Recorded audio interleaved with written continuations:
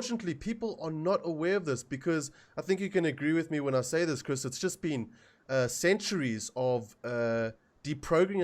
programming us to be absolutely ignorant and have such poor education that's put us in a position where we don't understand where the system came from and how exactly the system works. So as you said, it's God bless all these beautiful souls that are going out there and trying these solutions, but you and I both know that they're going to fail, because you cannot do it by operating in this law of commerce, because you have no rights.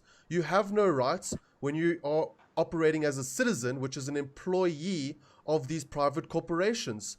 And just like an employee in any company, you are at the company's mercy. So Chris, you presented a lovely, beautiful solution to me, and I know we can't go into absolute detail right now, but what is it that we can share with our viewers and our audience at this moment in time?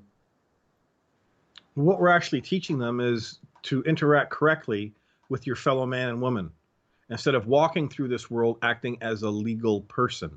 See, people don't realize that. Remember, it's real simple. Legal applies to incorporated. Lawful applies to unincorporated. A man and woman are unincorporated, and we are the people. That's what the law stands for and applies to. Legal only applies to that which is incorporated, as Jesse has said earlier, to the dead. When something is incorporated, it just exists on a piece of paper.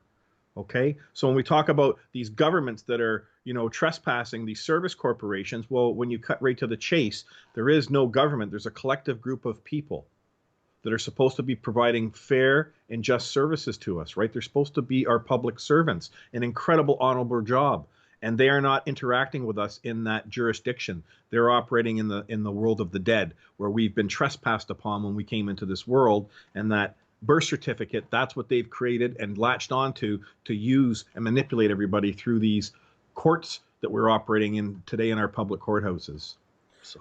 Chris, I truly do think, yes, we've never had governance to begin with. We've never had fair and lawful governance to begin with.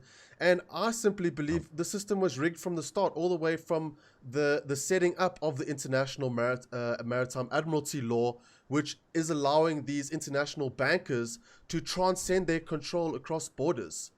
So I truly believe it is rigged from the start.